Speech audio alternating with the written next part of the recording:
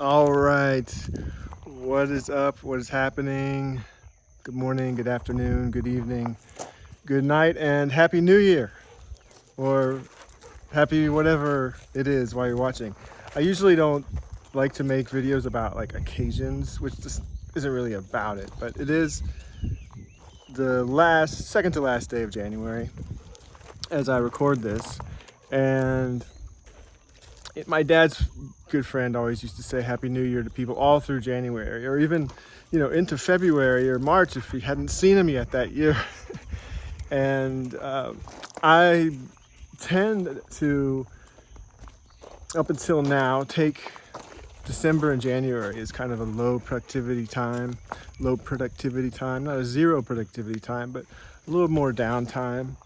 And I've really leaned into that this year. But yeah, Happy New Year and Happy Lunar New Year. I was just noticing all the garbage behind me as I turned on this video.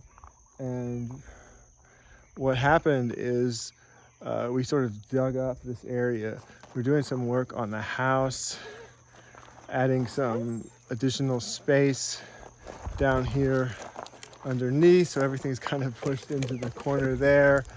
And we put in gravel here so they could get concrete trucks in. Here, I'll show you. Um,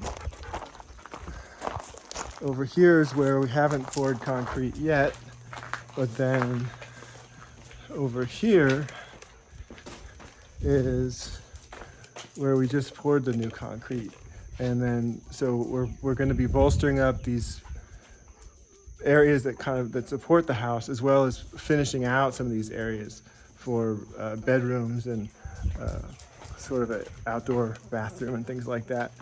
And so it's really exciting. We're actually doing the work, doing the vision, putting things into place, the little steps at a time. So while they had the machine out here, it's called a skid steer, and they like moved the gravel around with it. And while they had it out here, they pushed out a bunch of these bushes here and pushed out some rocks over here so that we could get machines in, like I was talking about, to pour the concrete. And so when the skid steer pushed some of the bush away here to make kind of like widen the driveway, and it might seem like we just clear cut this area, but here in Hawaii, when you prune things, they just come back. And so you can see that people just threw trash in this area and then just let the earth grow over it. And we've seen that a little bit on this property. There were at one time some squatters on this property, and so we still have, I don't know if you can see, but there's still poles from when there was electricity, but they actually disconnected the electricity from this property completely because there were squatters here. But I mean, we run on solar. And I don't know that we want to be hooked up to the electricity, but we do have internet, and it's hooked up there to the house, cable internet. And so yeah, it's been not a no productivity time, but a low productivity time. I did have a trip to California, which was mostly restful. A few things for school, and I don't do really New Year's resolutions very well typically. And I decided this year I would just kind of wait until the end of January to really think about what I want to put in place for this year. So really start to put it in place. The end of a year and then the beginning of the year is kind of like its own time, the sort of holiday season schedule, and then gently coming out of that and resting. I notice the holiday season tends to be kind of draining, even with the rest that you get. And so yeah, I'm making, let's say, 2024 commitments. I think New Year's resolutions is kind of loaded. It's like what people do because they got into bad habits over the holidays, and I want to think more. It's like, what do I really want to intentionally do for this 10 months, now through sort of next December, or even now through August when I go to California again. So goals for time periods like that, and then like daily activity goals. And I think, that's where it tends to get hard for people with the New Year's resolutions. But I've been working as a accountability coach for some people now, and I think that helps me with my own accountability. So I thought I'd use you as kind of my accountability buddy.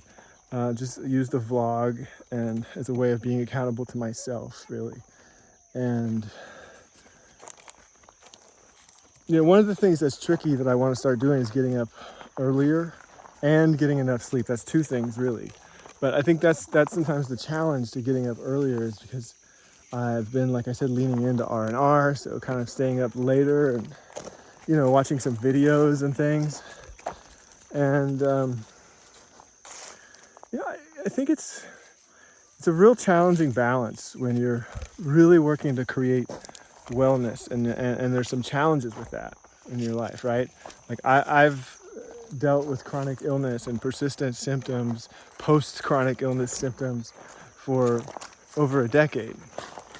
And so one of the things that means to me is that I generally work pretty hard to feel kind of like 100% well, or 80 or 90% well. Like I'm pretty grateful if I feel like 80 or 90% well from all, any symptoms.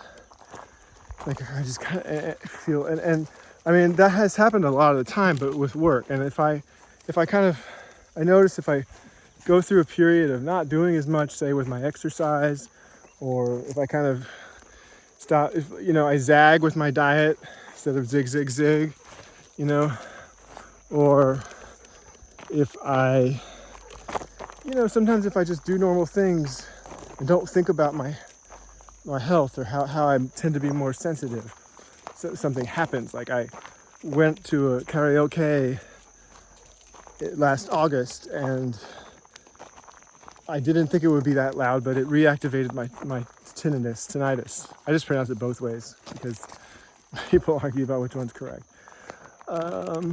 And so yeah, I've been working with that and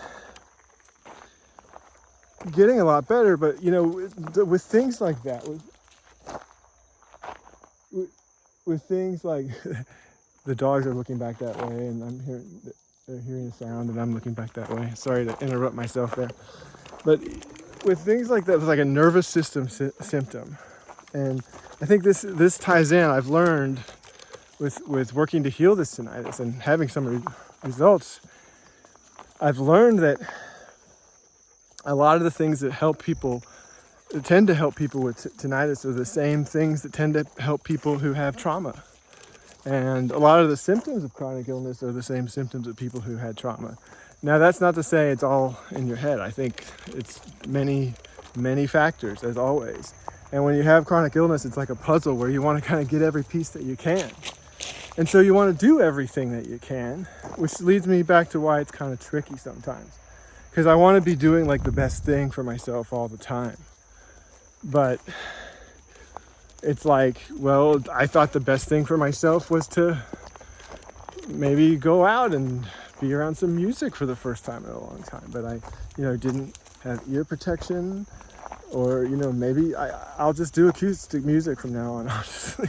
I mean, I do know some people who have gotten better from tinnitus, and I know that actually, even though you hear a lot of negative stories, most people get better from it, like over time. It gets like the volume goes like to almost zero, and then kind of a baseline, and then it disappears, or it's intermittent. But and then there's people who just have like raging, unmaskable, really loud tinnitus all the time, and they say it's never going to get better. And I don't discount those people, but I think it's a condition where there's just a lot of different factors. And so that's back to my point of trying to do the best for yourself that you can all the time, and not giving up. And how it's tricky to do the best for yourself all the time, because like part of doing the best for yourself that you can is to have like true relaxation, true rest and recreation, true enjoyment in life. So like doing the best you can for yourself all the time doesn't mean just like changing your habits and running all the time, or forcing yourself to exercise constantly, like kind of white knuckling things so that you're working all the time. And that's been one of the tricky things, is you kind of have to become an entrepreneur when you have chronic illness that has a lot of out-of-pocket medical expenses. You kind of have to become an entrepreneur and take care of things for yourself. And so, I mean, if you're not already super wealthy, there can be a lot of things that help you feel better that become expenses that are difficult to afford. And so over the past 12 years, I've really, I really didn't, before this, I didn't really care that much about making a lot of money, to be honest with you. And so, it brought me into focus in that area. I had a reason, and I've always been very fortunate in life, and a lot of good fortune has come my way. And yet I just continue to need to increase my wealth to keep up with the things I want to do. And that's a real thing with chronic illness. And so it's like, how do you always be doing the right thing? Always be doing something that's gonna hopefully make you money, and always be doing what's best for your health. And then at the same time, like really truly relax and be joyful. Like that's part of our health too. And so a lot of it is to work with the judge, what I call work with the judge, or the inner critic. I've been learning so much about that. And I think working lightly and then like having daily practices, taking breaks, getting body work, massage. Acupuncture and chiropractic are really beneficial, and yet without getting like massage, like actual, touch that's focused on you, I think it's not complete. And so I'll be planning to do that.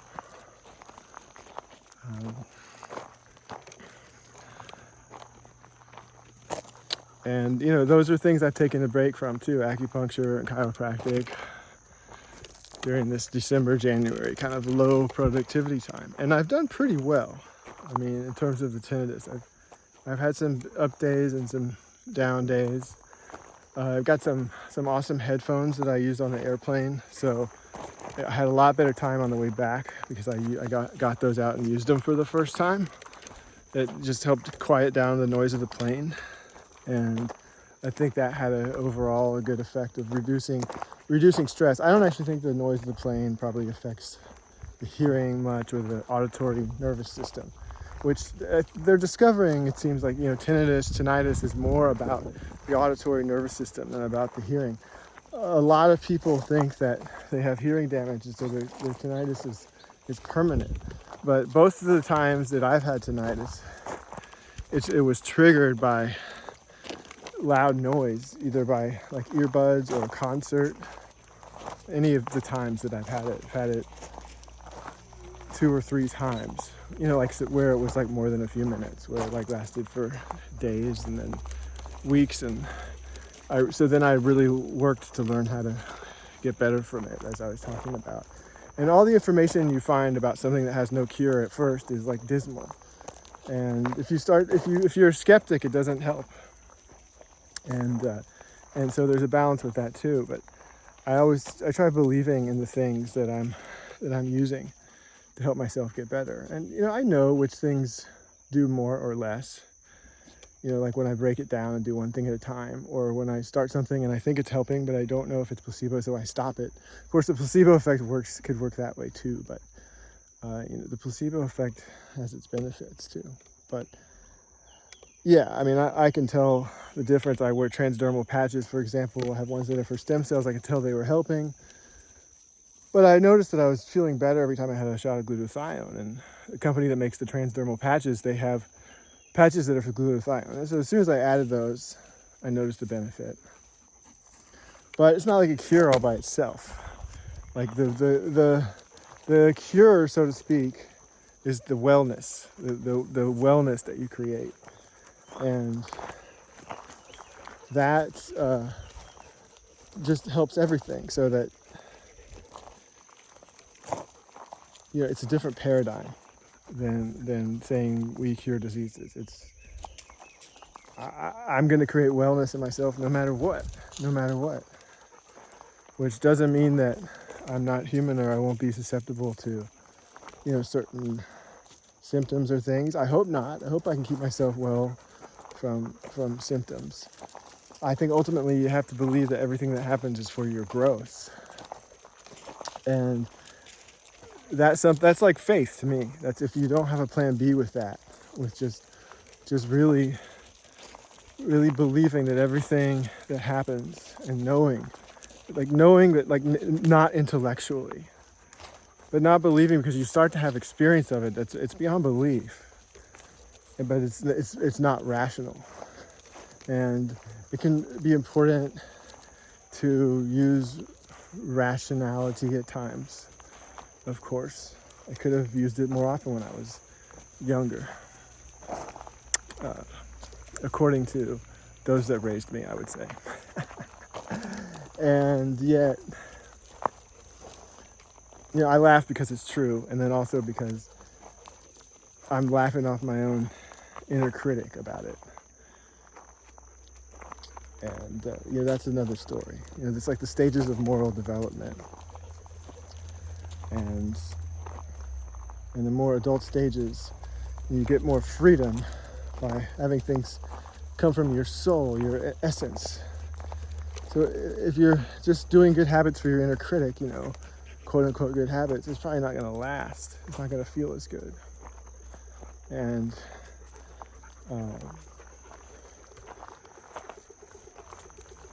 doing work with the inner critic to disengage from your inner criticism and to take a stand against it, defend yourself against it, so that your essential qualities can come through, is valuable work in itself. So you have value no matter what your state of health is, no matter what. And when the rubber really hits the road, I think we tend not to realize that, especially those of us that struggle a little bit with things. And so it's important work to do, to recognize your innate value. And at the same time, that work can really contribute to your overall health. But if you're just doing it for your health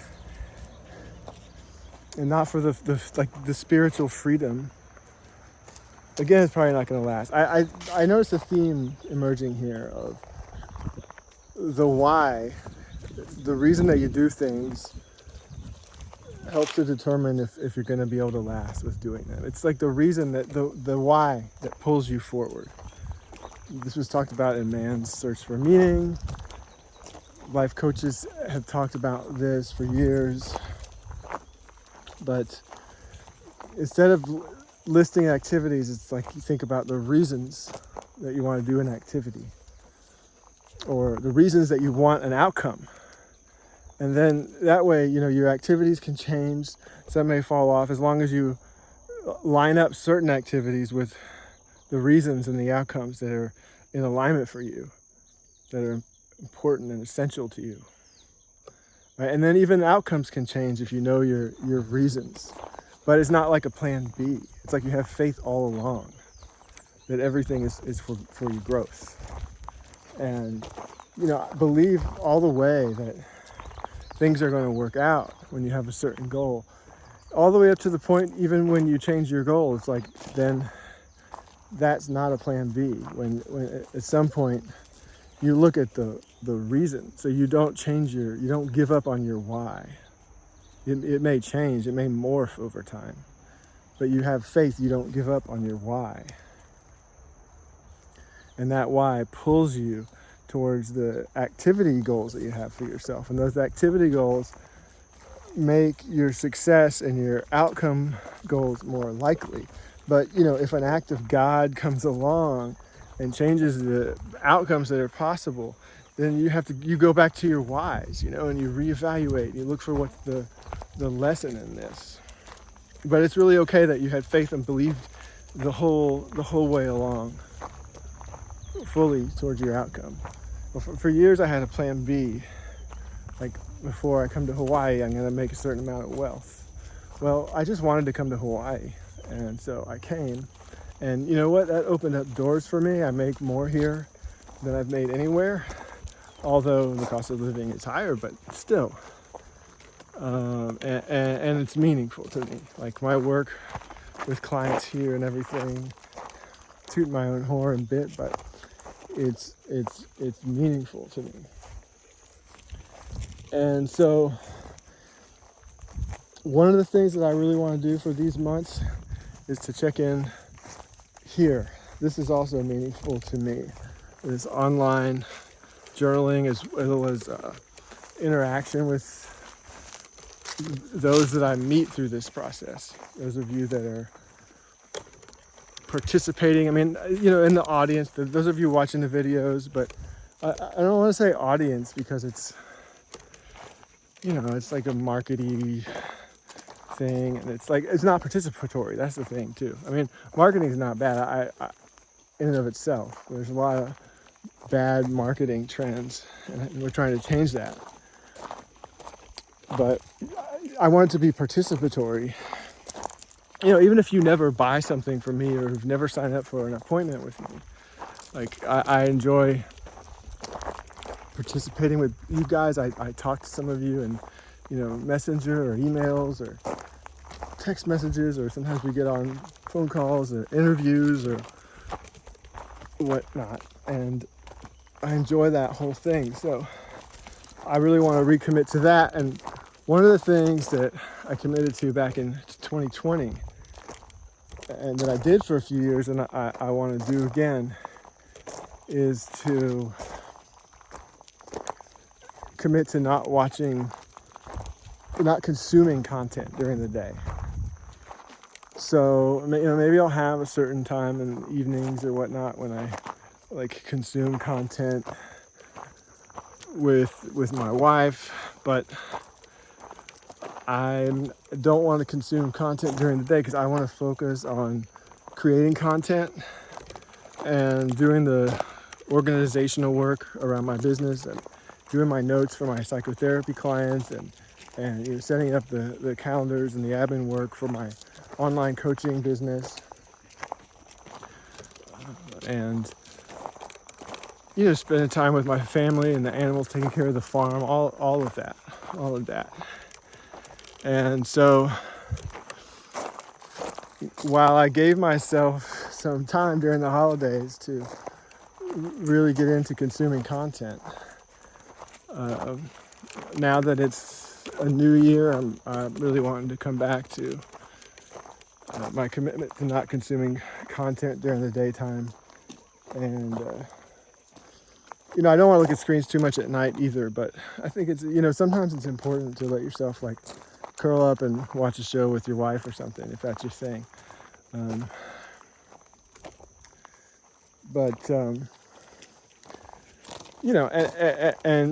Maybe it might be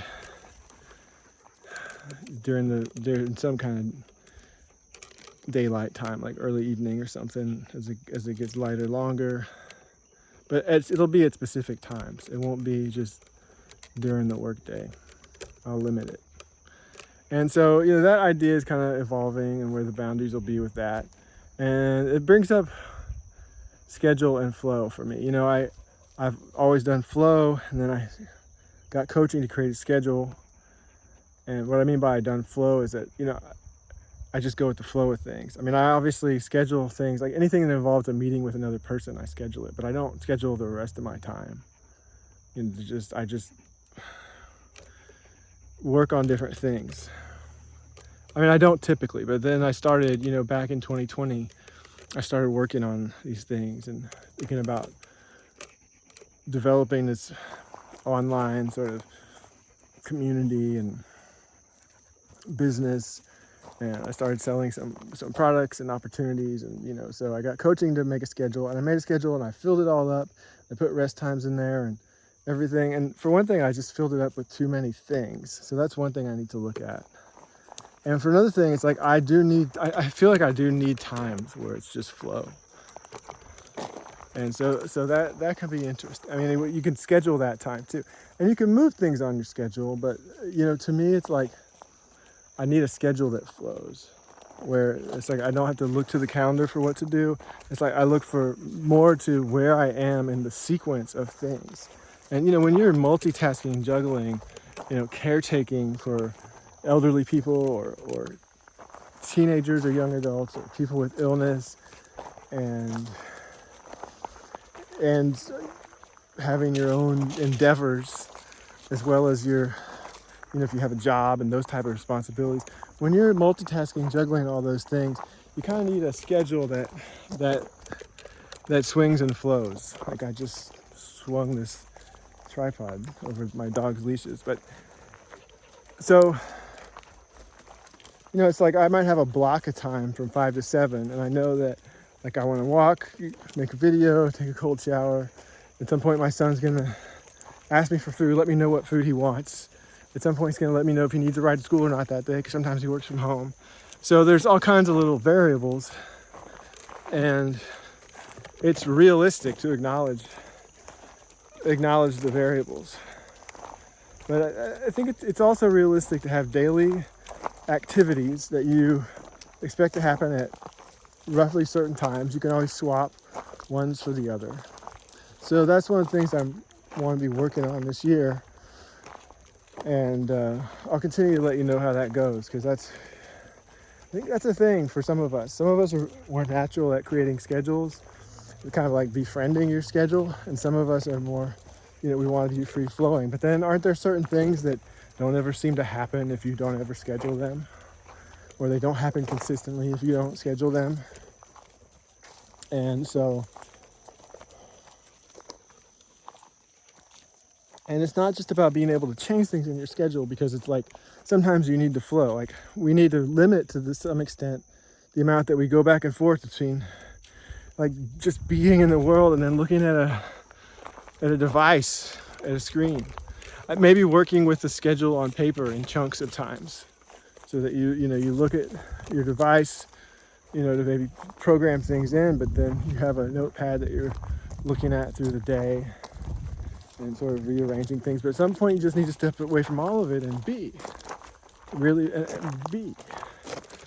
And having a schedule, if you're friendly with it, I guess facilitates that. It doesn't take away from it. It facilitates it. And so this is getting really long, but those are some of the things I'm getting into this year. I have some spots, some openings. I think about 5 openings for online private clients, and I'm gonna schedule those in, and I'll have a link for people that want to sign up. And so that's one of the things I want to have this year is I want to be working with you guys to help you change your habits, to change your life, to create wellness. I've had luck helping people with depression, sometimes with addiction. I've had luck with myself with quitting smoking tobacco and cannabis, and so I can help people with that. Relationships, divorce. And so, this is getting long. I didn't mean to be an ad, but those are, those are some of my goals for the new year. It's 2024. It seems like a big year somehow. 2023 seemed really difficult in some ways. A lot of positive things happened. as well as challenging things, some of which I've already mentioned. But we got this place and we're continuing to work on it. We've got the animals and, you know, continuing to grow that. I'm gonna get bees this year.